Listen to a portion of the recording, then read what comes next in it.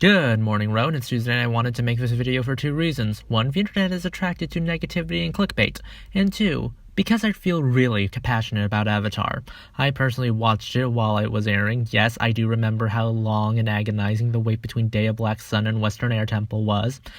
You didn't get to see it until you saw it on Nicktoons, in which case, you wanted me to watch it with you. And I wasn't going to say no to another rewatch of Avatar. And yes, I do remember the race bending of the M. Night Shyamalan film. And if anyone actually watches this video, I am 100% sure I'll be seeing some "there is no movie in Ba Sing Se" comments. Very funny. The race bending was a sin of that movie. It's not the biggest sin, because we have plenty more to snark at when it comes to that movie. But one of the things I personally find just plain weird when it came to the announcement that Daniel Dae Kim will be playing Fire Lord Ozai in the upcoming live-action adaptation of Avatar was the subset of backlash we got over a Korean man playing an evil emperor. Which, as a Sino Vietnamese man, I kinda look at this and,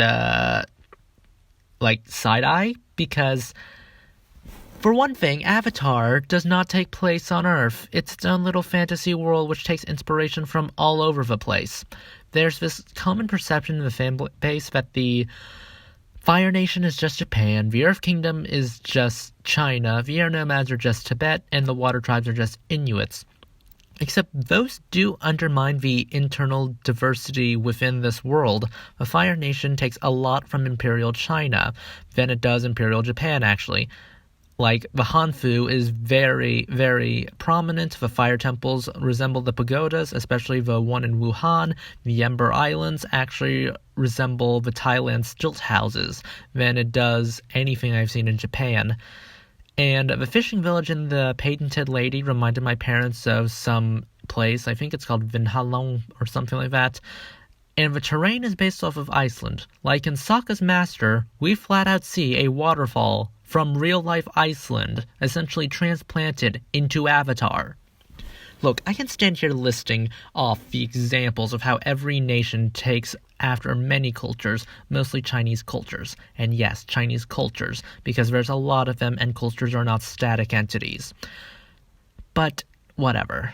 I know I'm going to get tons of comments about how industrial power taking over the world under the guise of spreading progress is totally Imperial Japan.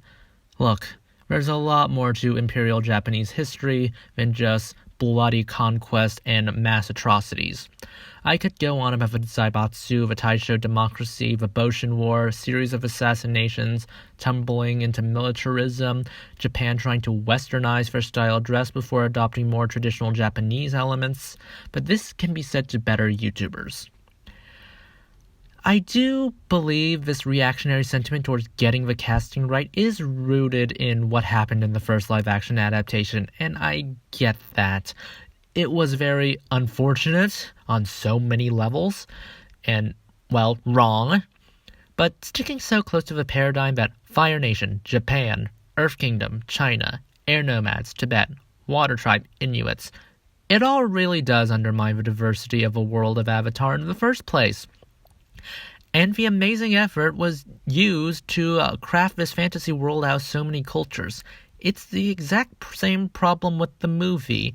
You're just ignoring the cultures and people that inspired the original product by acting like one ethnicity or one race can just play that certain role when so many ethnicities were used in crafting the original. What's next? Are we going to be doing blood tests in order to figure out how much ethnic blood you should have in order to play a role? I just made myself sad. Okay, Rowan, I'll see you on Thursday.